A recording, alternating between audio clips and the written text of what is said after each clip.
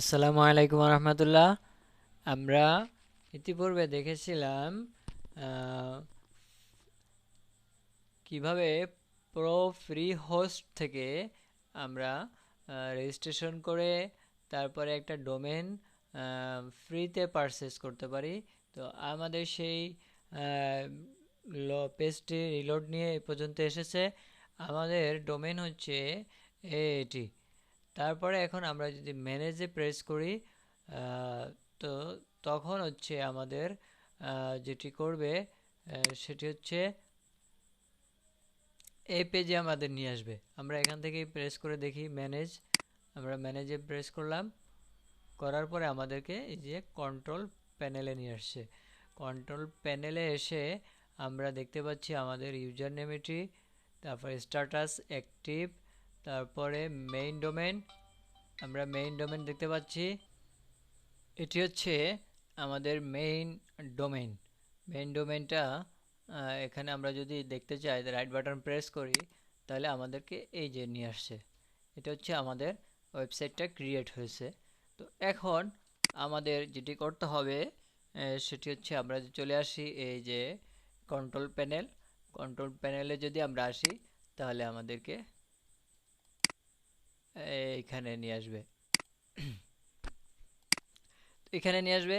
তো এই যদি এরকম আমাদের আসে তাহলে আমাদেরকে আমরা এখান থেকে যদি করে দেখি যে প্রথমে কন্ট্রোল প্যানেলে যদি আমরা যাই তাহলে এই যে লোড নিবে।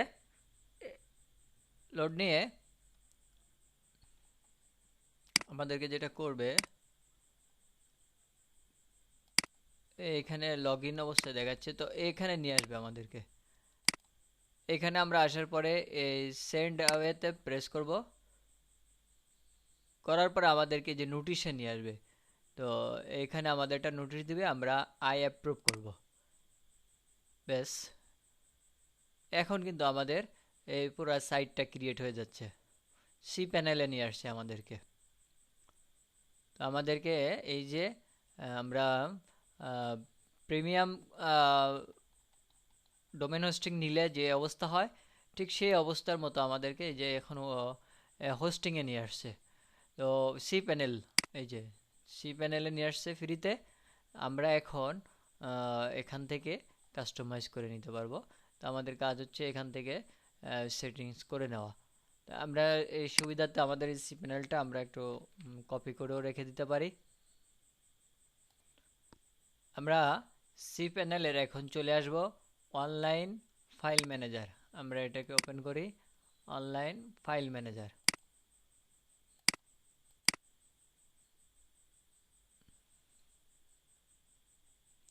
তো এখান থেকে আমাদের এই যে দেখতে পাচ্ছি যে এইচটি ডক্স, এটা আমরা ওপেন করি।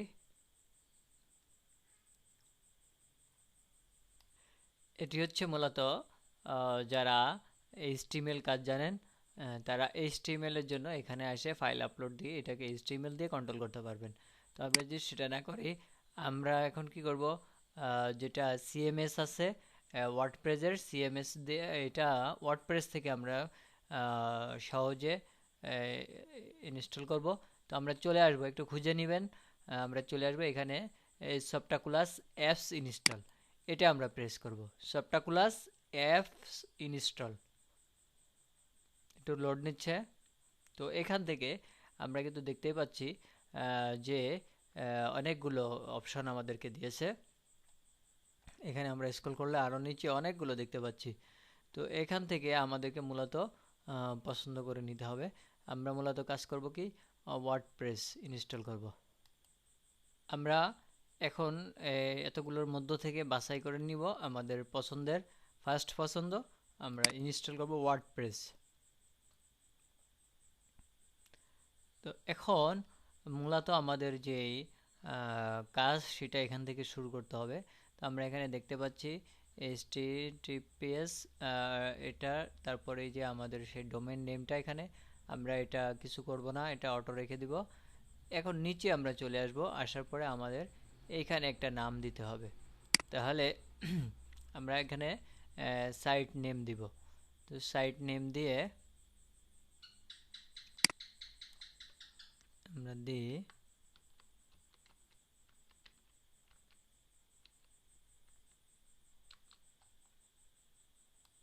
আমরা এটার নাম দিয়ে দিলাম। তারপরে আমাদের দিতে হবে একটা এখানে সাইট ডেসক্রিপশন। আমরা এখান থেকে সব কিছু ফিল আপ করে দিব। আমরা এখানে সাইট নেম দিব, সাইট ডিসক্রিপশন দিব, দেওয়ার পরে আমরা অ্যাডমিন দিলাম। অ্যাডমিন এটা একটা নাম দিবেন আপনার পছন্দ মতো, অ্যাডমিনের নাম দিয়ে তারপরে অ্যাডমিন একটা পাসওয়ার্ড দিতে হবে। খুবই সতর্কতার একটা বিষয়, ওয়ার্ডপ্রেসে আপনি ঢুকতে গেলে যতবার আপনি ওয়ার্ডপ্রেস অ্যাক্সেস নিতে চান ততবারে আপনাকে এই ইউজার নেম এবং পাসওয়ার্ড এটা আপনার প্রয়োজন হবে। এটি অবশ্যই খুব ভালো করে সংরক্ষণ করে রাখবেন। এটা কিন্তু খুবই গুরুত্বপূর্ণ, এটা অবশ্যই সংরক্ষণ করে রাখতে হবে। তো এরপরে আমরা চলে আসব একদম নিচে চলে এসে আমরা এখান থেকে কী করব যে ইনস্টল। এখানে চাইলে আপনি আরও এখান থেকে ওর শো ওয়াল থিমস, এখান থেকে থিমস সিলেক্ট করে নিতে পারেন, তবে আমরা এটা নিব না। আমরা কি করব, ফার্স্টে আমরা এখন ওয়ার্ডপ্রেস ইনস্টল করব। আমরা এখান থেকে ইনস্টল নাও দিব। তো এখন আমাদের এখানে কিন্তু ওয়ার্ডপ্রেসটা ইনস্টল হয়ে যাবে। এই যে এখানে কাজ চলতেছে, এখন সময় একটু সময় নেবে, আমরা একটু অপেক্ষা করব। 12টা। তো ইনস্টল হয়ে গেছে। এখন আমাদের কিন্তু খুবই গুরুত্বপূর্ণ এই যে WordPress has been successfully installed, এখানে এই যে আমাদের ডোমেইন নেমটা দেখাচ্ছে, তারপরে অ্যাডমিন ইউআরএল, এটা আমরা কি করব, এটা একটু কপি করে রেখে দিব। এখন আমরা এখানে আমাদের অ্যাডমিনে চলে আসবো। এটা যদি আমরা ওপেন করি তাহলে আমরা এখন দেখতে পাচ্ছি যে আমাদের কিন্তু এখানে ইউজার নেম পাসওয়ার্ড দিয়ে সি প্যানেলের যে ইউজার নেম পাসওয়ার্ড দিয়ে এটাকে আমাদেরকে লগ ইন করতে হবে।